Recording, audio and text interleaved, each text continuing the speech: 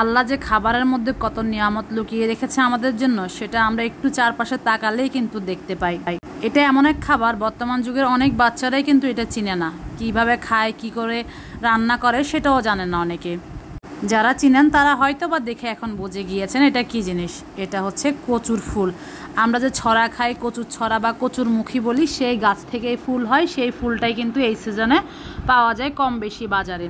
যদিও আমরা চট্টগ্রাম থাকতে রেগুলার খাওয়া হতো, কিন্তু কক্সবাজার খুব একটা পাওয়া যায় না। তো এদিন বাজারে যাওয়ার পরে আমি এক লোকের কাছে দেখলাম যে এগুলোই মানে বড় কচুর ফুলগুলো পাওয়া যায়, যেগুলো গলা চুলকায়, ওগুলা খাই না আমরা, কিন্তু এই কচুর মুখীর যে ফুলটা সেটাই খাই আর কি। তো এটা কেটে বেছে পরিষ্কার করে ধুয়ে নিয়েছি ভালো করে।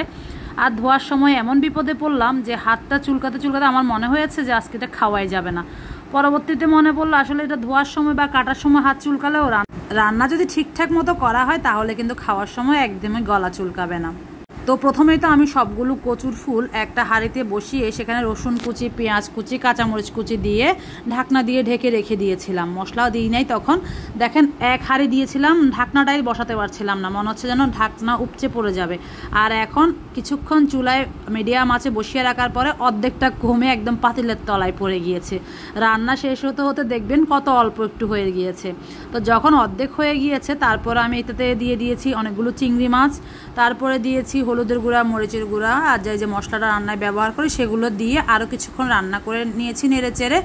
মশলাটা শুরুতে দেইনি, কারণ এক হাঁড়ি ভর্তি ছিল, যদি তখন মশলা দিয়ে আন্দাজ করতে পারবো না, বেশি হয়ে যাবে। আর লবণটা কিন্তু এখনও পর্যন্ত আমি দেই নাই।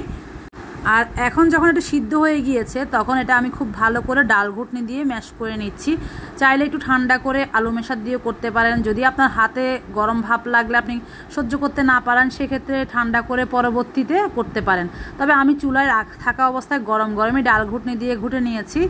এটা মোটামুটি রান্নার শেষ দিকে। এখন আমি বেশ খানিকটা সরিষার তেল গরম করে নিয়েছি, সাথে দিয়েছি কিছু রসুন কুচি, পেঁয়াজ কুচি, আর দিয়ে দিব আমি 3-4টা কাঁচামরিচ ফালি, কারণ আমার কাছে মনে হয়েছে আমার ঝাল একটু কম হবে।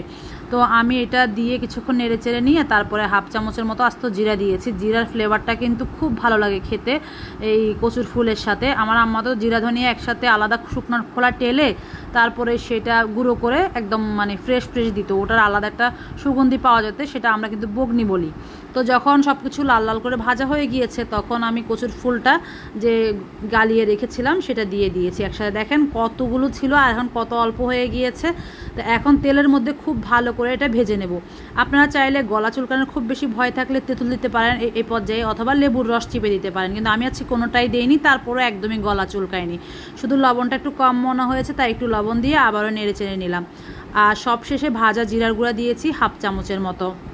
এখন আমি প্লেটে বেড়ে নিচ্ছি এখন খাওয়ার জন্য। কারো যদি গলা চুলকায় সেক্ষেত্রে সে খাওয়ার সময় একটু করে লেবু চিপে নিবে, তাও হয়ে যাবে। রান্না একদম শেষ। এটা কার কার পছন্দ বা কে কী নামে চিনেন অবশ্যই কমেন্টে জানাবেন। আমার তো খুবই ভালো লাগে খেতে, রান্না করতেও ভালো লাগে, দেখলে কিনে নিয়ে আসি, নিজেই রান্না করে ফেলি। কে কিভাবে রান্না করেন সেটাও জানাতে পারেন। দেখা হবে পরবর্তীতে। আল্লাহ হাফেজ।